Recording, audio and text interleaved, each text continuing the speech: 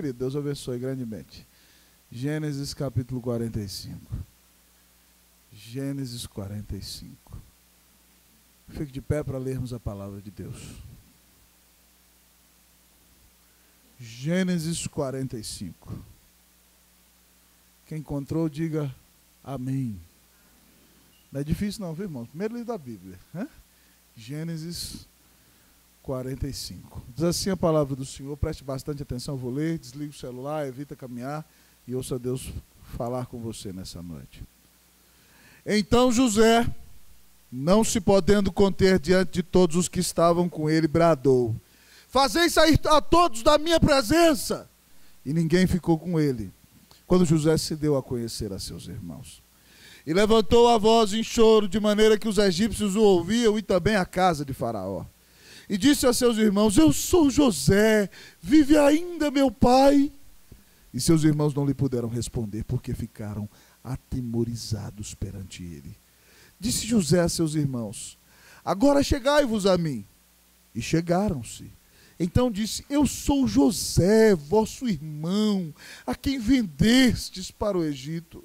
Agora, pois, não vos entristeçais, nem vos irriteis contra vós mesmos, por me haverdes vendido para aqui, porque para a conservação da vida Deus me enviou adiante de vós. Porque já houve 2 anos de fome na terra, e ainda restam 5 anos em que não haverá lavoura nem colheita. Deus me enviou adiante de vós, para conservar a vossa sucessão na terra, e para vos preservar a vida por um grande livramento. Assim, não fostes vós que me enviastes para cá, e sim Deus que me pôs por pai de Faraó, e senhor de toda a sua casa, e como governador em toda a terra do Egito. Apressai-vos, subi a meu pai, e dizei-lhe: assim manda dizer teu filho José: Deus me pôs por senhor em toda a terra do Egito. Desce a mim e não te demores. Habitarás na terra de Gósen, e estarás perto de mim. Tu, teus filhos, os filhos de teus filhos, os teus rebanhos, o teu gado e tudo quanto tens. Aí te sustentarei, porque ainda haverá 5 anos de fome, para que não te empobreças, tu e tua casa e tudo que tens. Eis que vedes por vós mesmos, e meu irmão Benjamim vê também, que sou eu mesmo quem vos fala. Anunciai a meu pai toda a minha glória no Egito, e tudo o que tendes visto. Apressai-vos e fazei descer meu pai para aqui. E lançando-se ao pescoço de Benjamim, seu irmão chorou, e abraçado com ele chorou também Benjamim. José beijou a todos os seus irmãos, e chorou sobre eles. Depois, seus irmãos falaram com ele. Vamos orar mais uma vez, irmãos? Santo Deus, nós te damos toda a honra e glória. Queremos pedir ao Senhor que nessa noite nada venha fazer separação entre o Senhor, nosso Deus, e a nossa vida. Deus, olha para nós, que estamos nós, Senhor, seres humanos, pecadores, falhos, muitas vezes, ó Deus, ó Pai, marcados pela dureza da existência. Muitas vezes, ó Deus, ó Pai, machucados por causa dos próprios pecados ou dos pecados de outros. Mas aqui estamos nós, Senhor, em nome de Jesus. Tal como disse o discípulo aquele dia: nós não temos para onde ir, pois só Tu tens as palavras de vida eterna. Aqui estamos nós, ó Deus, para receber as palavras de vida eterna. Senhor, abre os céus e desce nesse lugar, Deus, nessa noite. Desce com graça. Jesus, Tu disseste que Tu caminhas no meio dos 7 candeeiros de ouro. Os candeeiros são a Tua noiva, que é a igreja. Caminha no nosso meio hoje então, Senhor, de maneira que Teu povo veja que Tu estás aqui.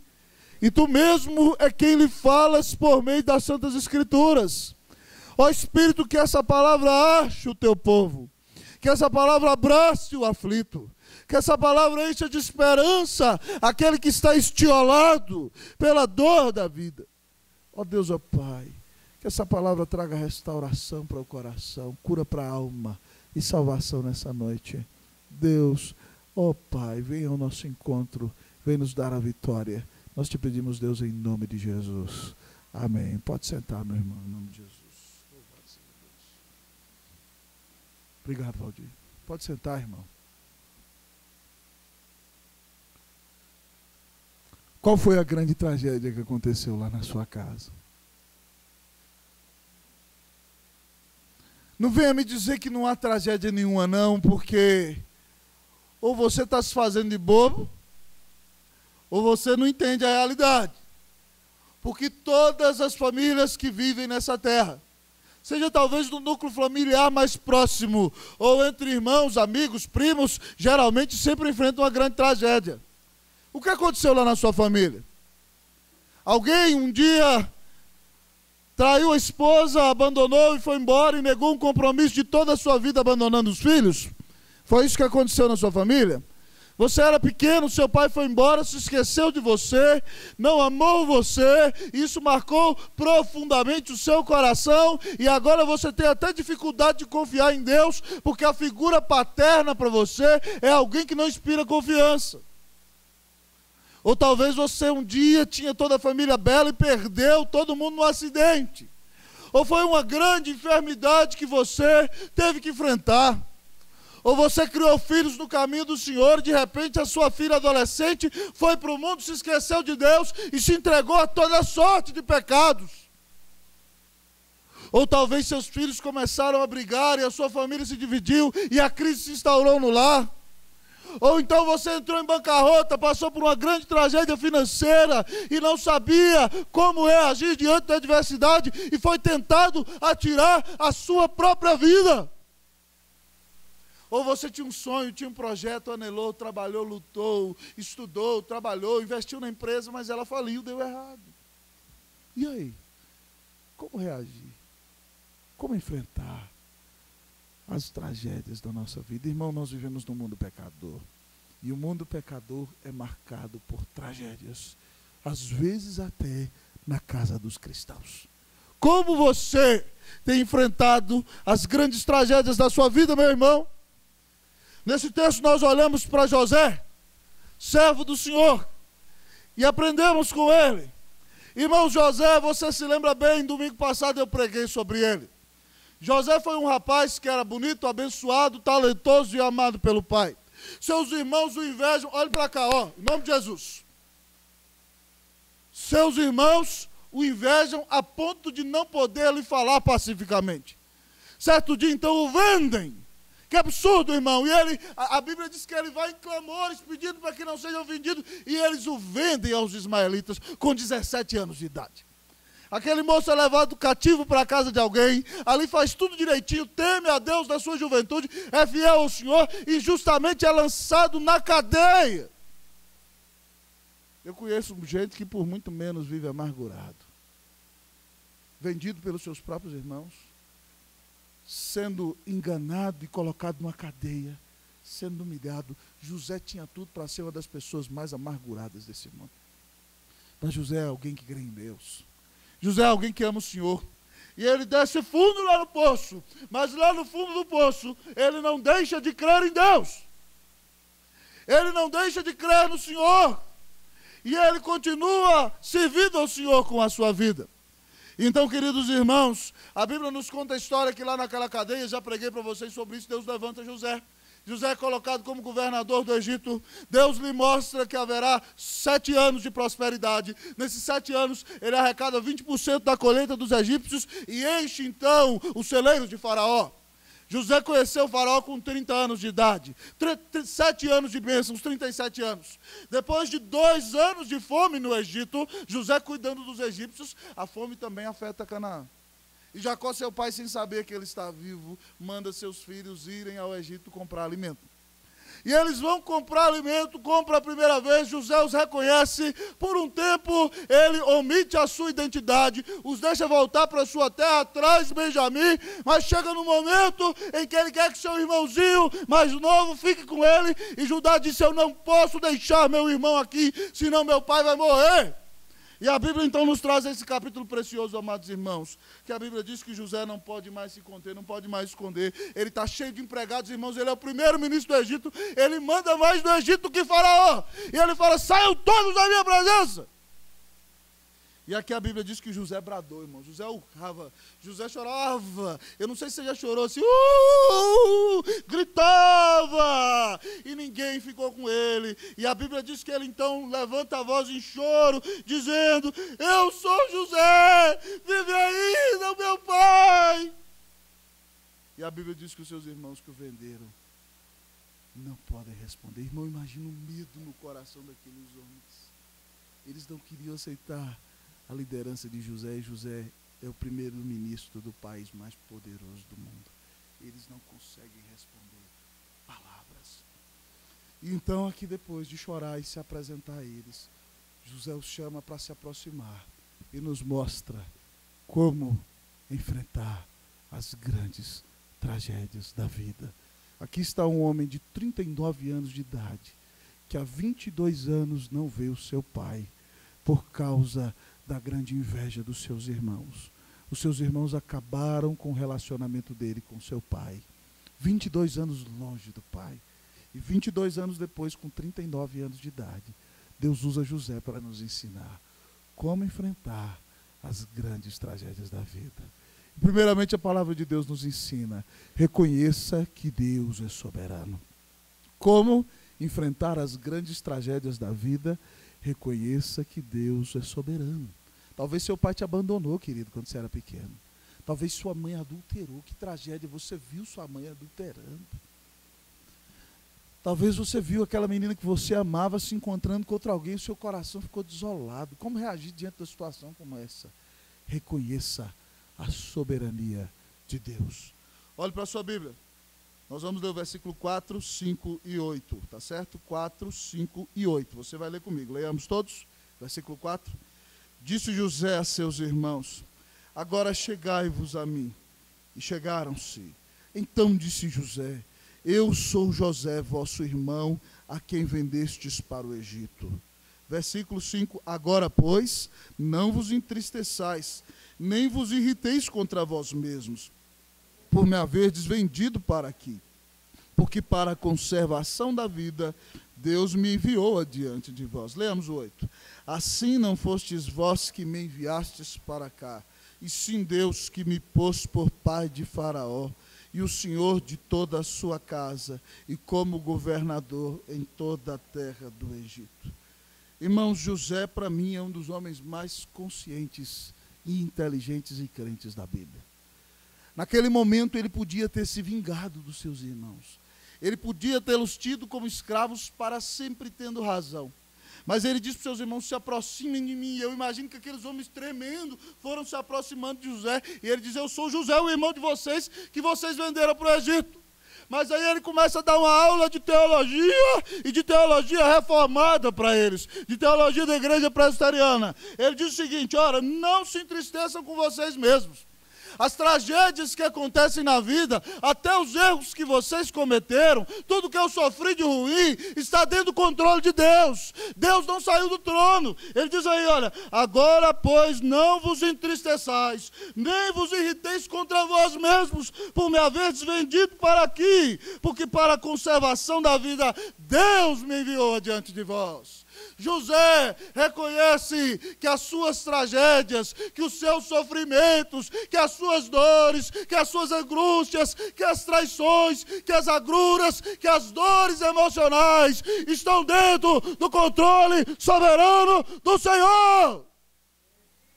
Preste atenção, meu irmão, ninguém pode fazer nada com você se Deus não permitir. Se alguma coisa aconteceu com você, eu não sei qual é o propósito, mas o que eu sei é o seguinte: Deus é soberano e Ele está no trono, e a Bíblia diz que todas as coisas cooperam para o bem daqueles que o amam. Talvez está aqui e você fala: pastor, eu fui violada por um familiar próximo quando eu tinha 7 anos de idade. O que tem de bom nisso? Terrível, irmãos, aos meus olhos. Mas, querido, eu quero te dizer que Deus está no trono. E apesar dessa grande tragédia que você passou na sua vida, olha onde você está sentada hoje, na casa de Deus, adorando o nome do Senhor, tendo sido comprada pelo sangue de Jesus. Deus te ama, não se esqueceu de você.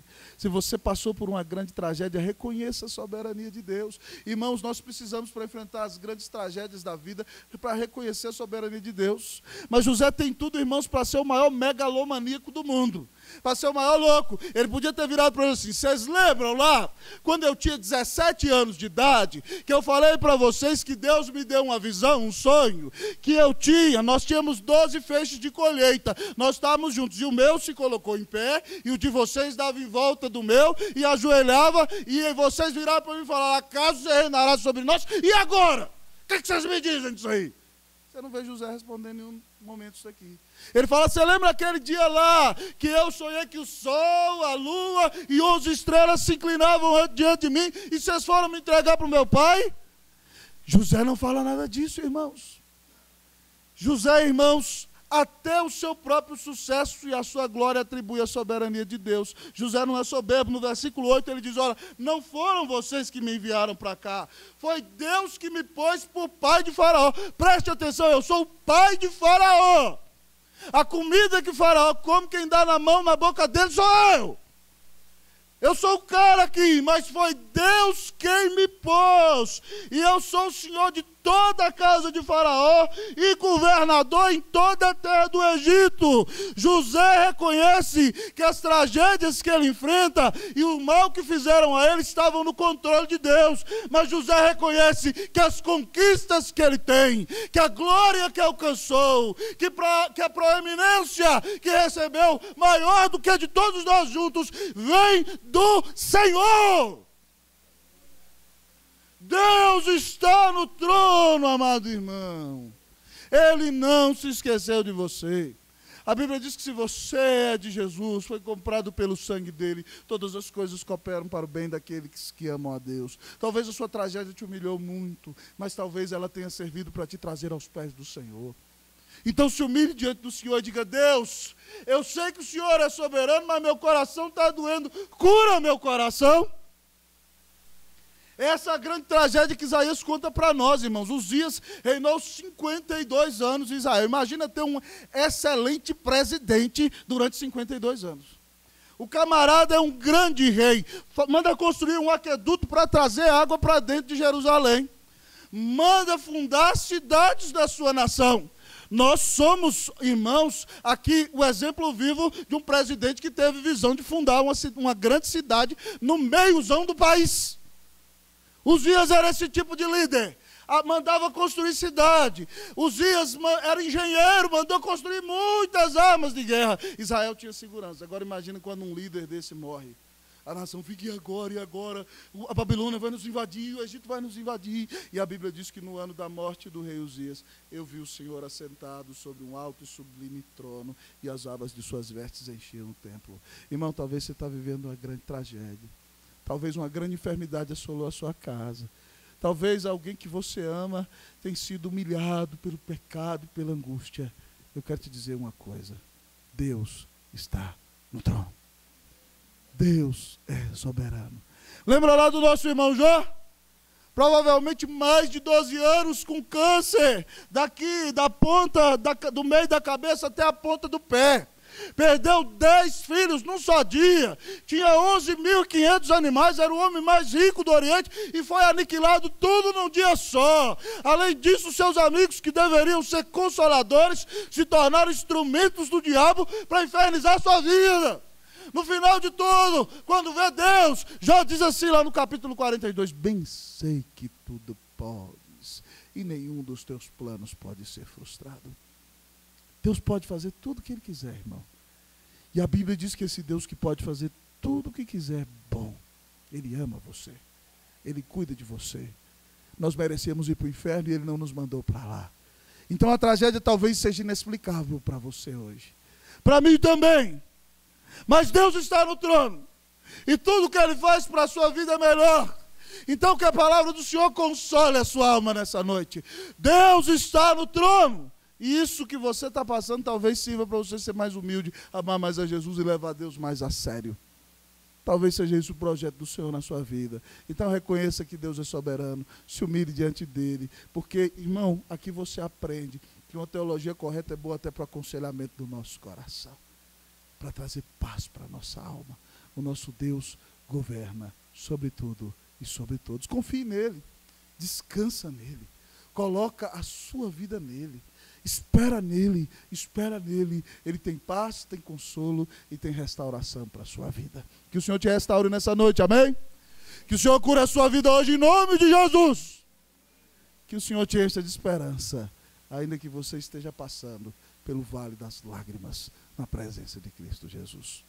Mas com o nosso irmão José aprendemos, guiados pelo Senhor Jesus, como enfrentar as grandes tragédias da vida. Primeiro, reconheça a soberania de Deus, mas em segundo lugar, reconheça o livramento do Senhor. Como enfrentar as grandes tragédias da vida? Reconheça o livramento do Senhor. Vamos ler, irmãos, versículo de número 6, versículo 7. Versículos 6 e 7. 6 e 7. Eu vou ler o 6, vocês o 7. Porque já houve 2 anos de fome na terra, e ainda restam 5 anos em que não haverá lavoura nem colheita.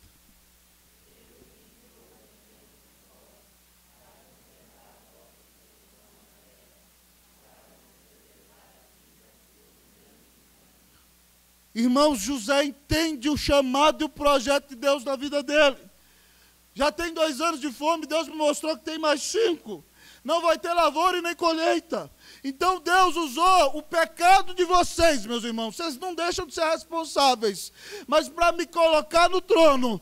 Sabe para quê? Para conservar a vida do povo de Deus e a sucessão na terra. E para vos dar um grande livramento. Irmãos, os filhos de Jacó são a descendência do povo de Deus. Jesus virá por meio dessa família. E Deus então usa José numa tragédia para trazer, amado irmão, um grande livramento. Às vezes, irmãos, a tragédia vem para nos preparar. Às vezes o deserto vem para nos escolar. Às vezes, irmão, a luta vem para nos preparar. Irmãos, nós estamos orando por um terceiro obreiro, orando para que o Jefferson termine o seminário, tá certo? E orando por um novo pastor. E talvez você diga, talvez o pastor Rosa queira alguém com mestrado, com doutorado, irmão. Tem muita gente com doutorado que nem conhece Jesus. Eu quero alguém com doutorado no deserto. Eu estou orando para alguém com doutorado no deserto, que aprendeu a Bíblia no deserto. Porque é no deserto que a gente conhece Deus. É no deserto que a gente entende que não é nada. É no deserto que a gente aprende que se o Senhor não colocar a nuvem sobre nós, nós vamos morrer queimados pelo sol. É no deserto que a gente aprende que se o Senhor não colocar a sua tocha de fogo, nós vamos morrer congelados pelo frio. É no deserto que a gente aprende que quem governa a nossa vida é Jesus e não nós mesmos. E que as grandes angústias são instrumento de livramento para a nossa vida.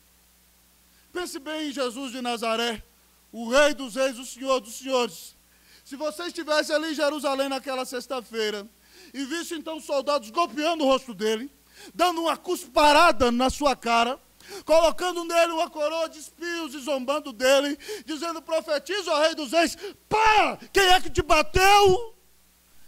Se você o visse ali carregando uma cruz e caindo no meio do caminho, se você o visse ali com soldados tomando chicote de ossos e então cravando na pele dele e arrancando a sua própria pele, você diria que aquilo é algo bom? Você poderia dizer que aquilo tem algum sentido? Você talvez olharia para aquilo e dizia: a humanidade chegou à escória, se torna a escória e o pior tipo de gente que existe. Mas 700 anos antes, Isaías diz: mas ele foi traspassado pelas nossas transgressões e moído pelas nossas iniquidades. O castigo que nos traz a paz estava sobre ele, e pelas suas pisaduras nós fomos sarados. Jesus foi esbofeteado, recebeu cusparadas, foi humilhado, foi cravado na cruz do Calvário, para que nós tivéssemos vida. Grande livramento, marcado pela maior tragédia da história. No dia em que a tarde se torna noite, a ira de Deus cai sobre o seu próprio filho, que diz: Deus meu, por que me desamparaste? O véu do santuário se rasga. Tudo porque Deus resolveu amar ao mundo de tal maneira, porque Ele é um Deus santo e justo e não pode tolerar o pecado, alguém tinha que pagar. E Deus manda seu Filho na cruz do Calvário para pagar, no lugar de todo aquele que se arrepende e confia em Jesus como seu único Senhor e Salvador. Irmãos, a gente precisa levar Jesus a sério.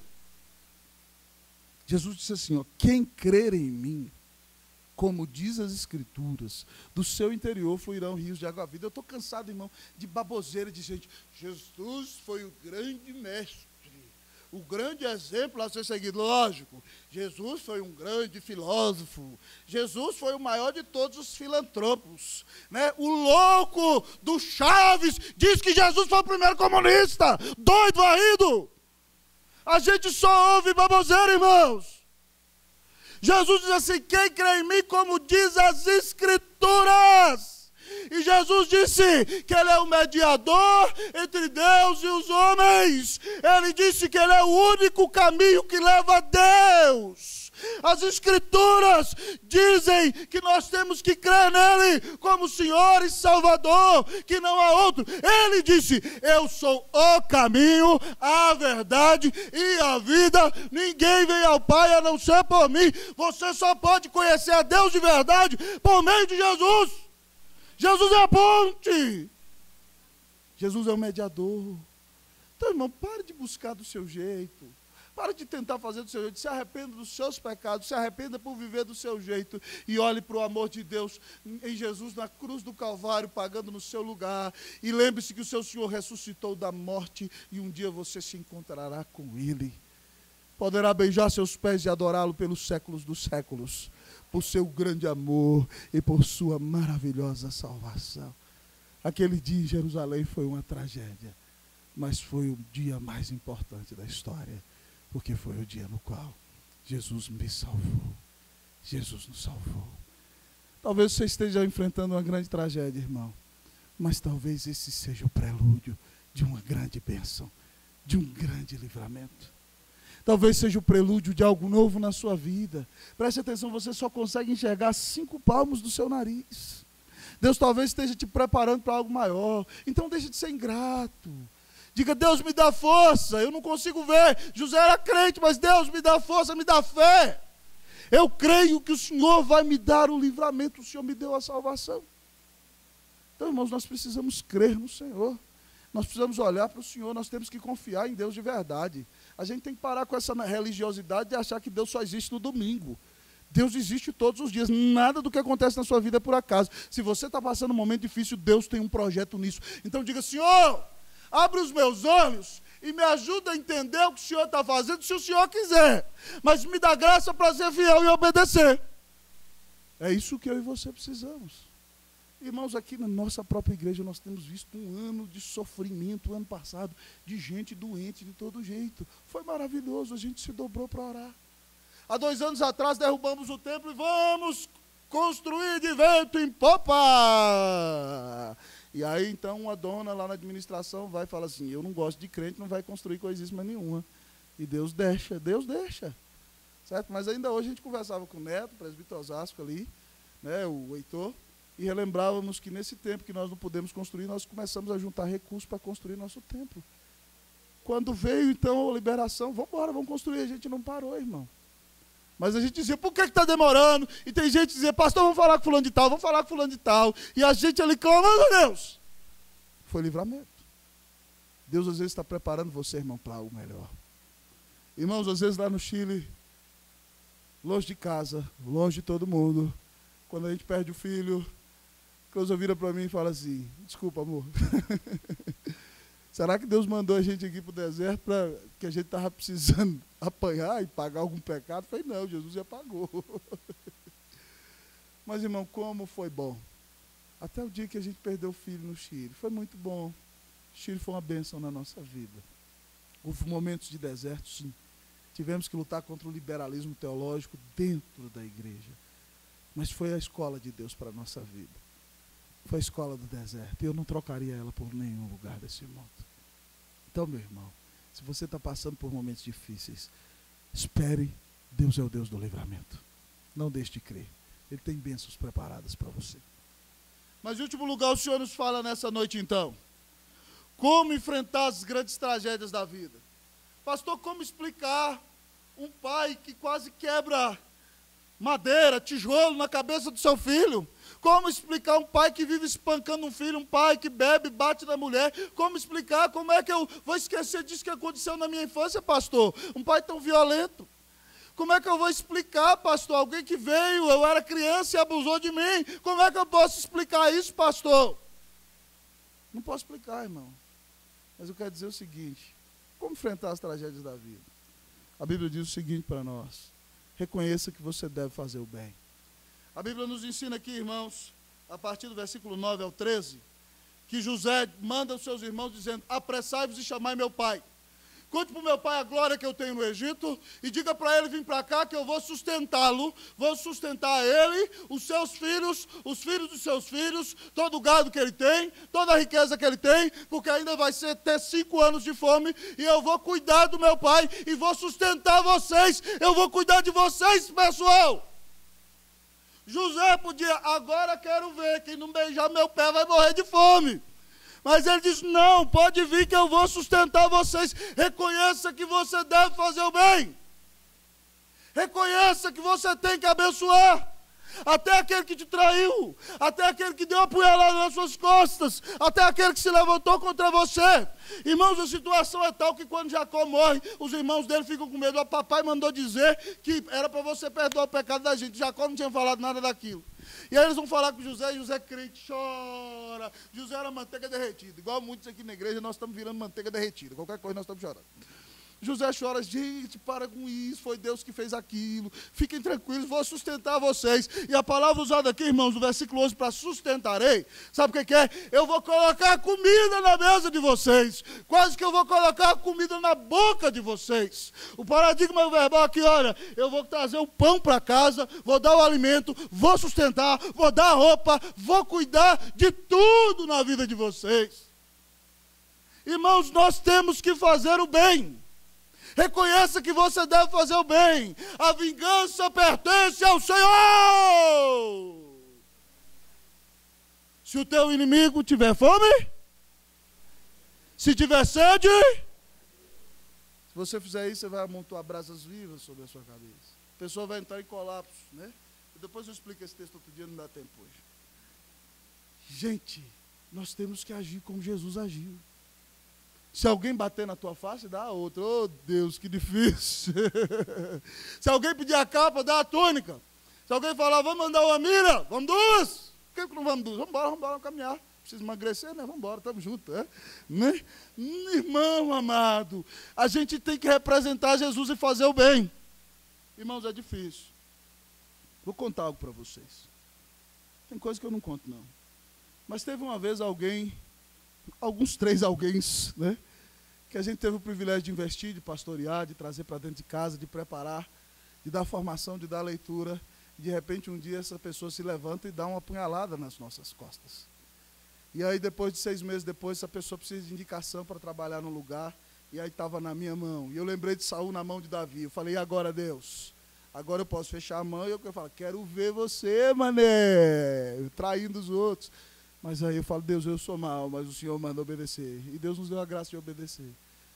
Outro ano, obedecer de novo. Outro ano, obedecer de novo. Outro, irmãos, um obreiro que a gente indica para uma igreja, com grande confiança, faz um monte de atrapalhada, coisas erradas por trás. E surge o nome de quem indicou, não é verdade? E aí, de repente, a pessoa se arrepende, tem disciplina, tem restauração, e alguém liga: aceita esse obreiro? E aí você está na sua carta ali. E aí, agora? Agora ele vai pagar.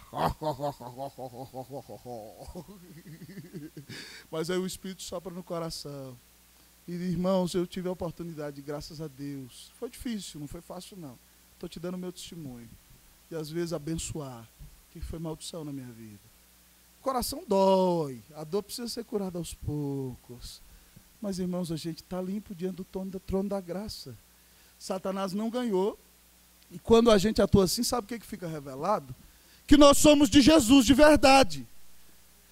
Certo? Porque Jesus diz assim, ó: perdoa as nossas dívidas como nós perdoamos aos nossos. Se eu não perdoo os meus devedores, então talvez é porque eu não sou perdoado. Se eu não tenho a capacidade de perdoar alguém que me ofendeu, é porque eu não entendi o tamanho dos meus pecados contra Deus e que a ofensa minha era muito maior e Deus me perdoou de uma maneira muito mais infinita. Então, irmão, a gente tem que olhar para a nossa vida. Faça o bem, irmão. Se alguém pisou na bola com você, abençoa aquela pessoa. Deus vai estar preparando o galardão no céu para você, em nome de Jesus. Mas, em último lugar, José nos ensina nessa noite como enfrentar as grandes tragédias da vida. E nós aprendemos, reconheça a soberania de Deus, reconheça o livramento do Senhor, reconheça que deve fazer o bem, mas a Bíblia diz, reconcilie-se com seus inimigos. Reconcilie-se com seus inimigos. Vamos ler o versículo 14 e 15. 14 e 15, vamos lá. Eu leio o 14, os irmãos o 15. E lançando-se ao pescoço de Benjamim, seu irmão chorou. E abraçado com ele, chorou também Benjamim. Leamos o 15.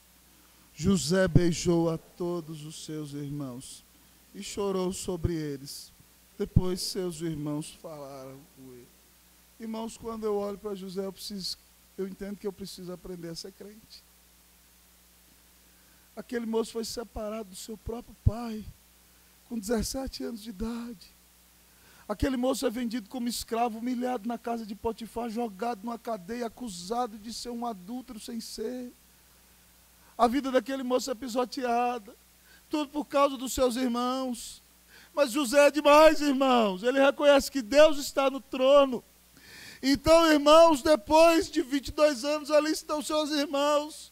Ele podia fazer o seguinte, vou mandar dar uma coça em cada um de vocês. É o mínimo que vocês precisam receber. 40 chibatadas menos uma, porque é o que a lei permite. Seus cabras sem vergonha. Se ele fosse nordestino, falaria assim. Entendeu? Mas, irmãos, José disse, cheguem para cá. Primeiro José se atira no pescoço do seu irmãozinho, que é filho da sua mãe. Ele era criança quando José foi mandado embora, irmãos. E ele chora com Benjamim. Mas depois a Bíblia diz, irmãos, que José beija os seus algozes. José os abraça. José os perdoa.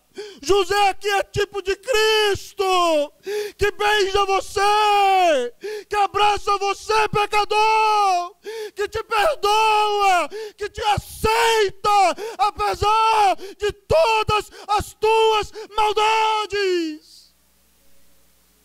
Oh, irmãos, que grande Salvador é Jesus Cristo. Quando pensamos nos nossos pecados, quando pensamos nos nossos erros, nós chegamos e nos arrependemos, Senhor, eu estou perdido. E Ele diz, eu te salvo, eu te abraço, eu te curo, venha bendito do meu Pai. Que Deus tenha misericórdia de nós, irmãos. Que tal como Jesus morreu para se reconciliar com os seus inimigos. Que Deus nos ajude a nos reconciliarmos com os nossos. Amém? Tem alguém a quem você precisa pedir perdão nessa noite? Quero convidar você a olhar para o seu coração. Tem alguém que não merece o seu perdão, você também não merecia o de Jesus, não. Se não fosse por ele, você estava no inferno hoje. E que você precisa perdoar. Essa palavra do Senhor é para você. Reconcilie-se com seus inimigos. Se você é de Jesus, você vai querer andar como Jesus. E Jesus é aquele que se reconcilia com os seus inimigos. Como você tem enfrentado as grandes tragédias da sua vida? Como você tem enfrentado? Com rebeldia? Com soberba? Obrigado, Washington.